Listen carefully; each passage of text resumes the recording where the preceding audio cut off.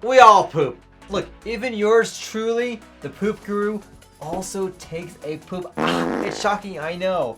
But did you know that one of the more common questions I get is, hey, Dr. Islam, my poop, it's shaped funny. What is going on? In today's video, we're going to describe, yes, in graphic detail, all the poop shapes you need to know. What do they mean? What is going on? And at the very end of the video, I'm going to give you my recommendation on what's called the golden poo, the magical poo shape I want you to aim for so you can make sure that your gut is doing great. Guys, let's literally talk about poop. Howdy y'all, Dr. Islam here, aka your poop guru and microbiome expert.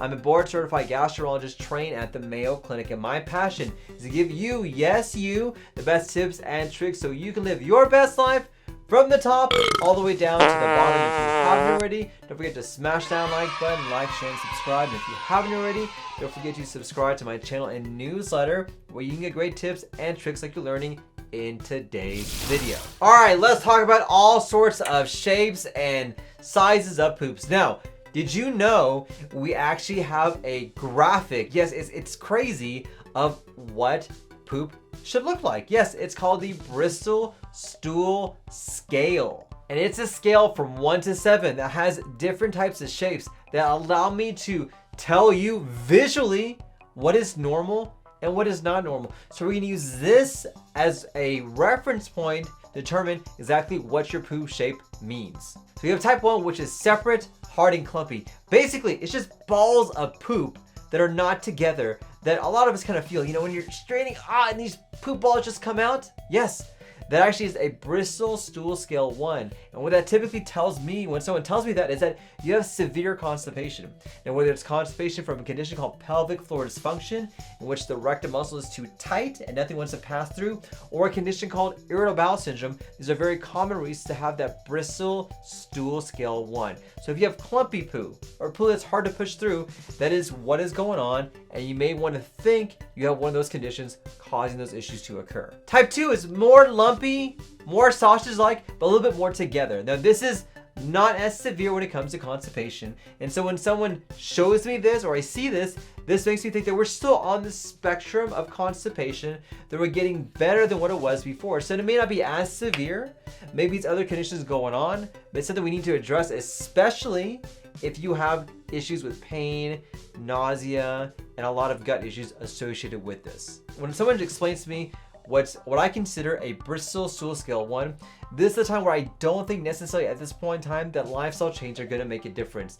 This is the time where you may need physical therapy or medical therapies or other options to get you taken care of. Now, when we get to Bristol Stool Scale 2, I have more hope that lifestyle changes can help, but would not be surprised if this is also a time when we need to implement more medical therapy. Now we're getting number 3, a sausage shape with cracks in the middle. We're getting more towards what's called normal, that spectrum when it comes to gut issues. So now we're getting to the realm where, all right, we may be a little bit constipated, but maybe we're heading towards normal. So this may be more of an issue of dietary changes we want to implement. Maybe add some fiber, add some water, exercise. These are ways in which lifestyle changes will make a difference. Then we're going to skip number 4, we're going to go to number 5. Number 5 are called soft blobs. They have some clear-cut edges. Now we're heading more towards the diarrhea side, a little more looser stools. But luckily in this category, when I see these types of shapes, this makes you think, okay, I can work with this. We may have to try some dietary changes, add some certain fibers, maybe change some medications to hopefully get you going and get you more consistent bowel movements. Now we're getting to Bristol Stool Scale number 6. This is mushy consistency with ragged edges. Now we're getting more towards the diarrhea side. This is whenever I see this, number 1, I know that we're dealing more than just the occasional diarrhea. So we have to work this up, you know, whether it's different stool testing, checking for fat in the stool to see if there's any pancreas issues, maybe seeing for an infection or any inflammatory bowel disease, or any other inflammatory conditions. Now, when we get to this point in time, this makes me think, all right, this may be something we cannot treat with just dietary changes alone.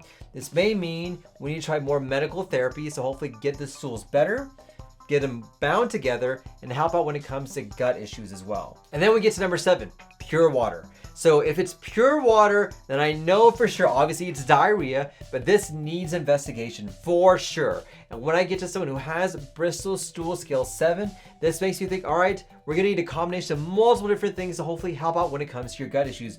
Dietary changes, lifestyle changes, medical therapies, food changes, all the gamut that we need, all the arsenal that we have to help out with your gut issues. This is what we're going to need when we get to number 7. So we need further investigation. We need to find out what's going on, but also need to find out what we can do to make sure we can get it back to where we need it to be. Now, you may have noticed I skipped one number, and that number is number 4, the golden poo. This is the one that we try to aim for to make sure that, you have the best bowel movement. How do we do that? A couple things we recommend. So number 1, we do know that stress plays a role when it comes to gut issues. It can change your bowel movements from constipation, diarrhea, and make things fluctuate as well. So manage your stress or find a way to get that control. Number 2, add more fiber. We know that fiber is the foundation for gut health. The more fiber that you have, the better fiber that you have, the more it's going to improve and change your gut microbiome. Number 3, eliminate some of the triggers that can cause bowel issues, whether it's dairy, processed foods, spicy foods, artificial sweeteners. These things are not good for your gut, and they can change your bowel movements from being normal, that number 4, to maybe to number 1, even as high as a number 7.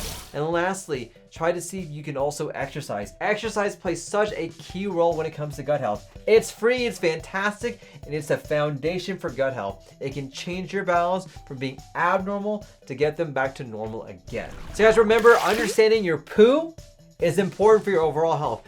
I like to think of this as the check engine light for your gut. Now, if that's out of whack, your gut and your body may be out of whack as well. My question today for you, tell me about your shape. What shapes have you noticed? Have you noticed a difference in your bowels? What's the funniest poop shape you guys have seen? Share your comments down below. I will love to hear what you guys have to say. Well, thank you for watching. Don't forget to smash that like button, like, share, and subscribe. And if you haven't already, don't forget to subscribe to my channel and newsletter where you can get great tips and tricks like you're learning in today's video. Well, thank you for watching. Don't forget, let's talk about poop. Thanks, everyone.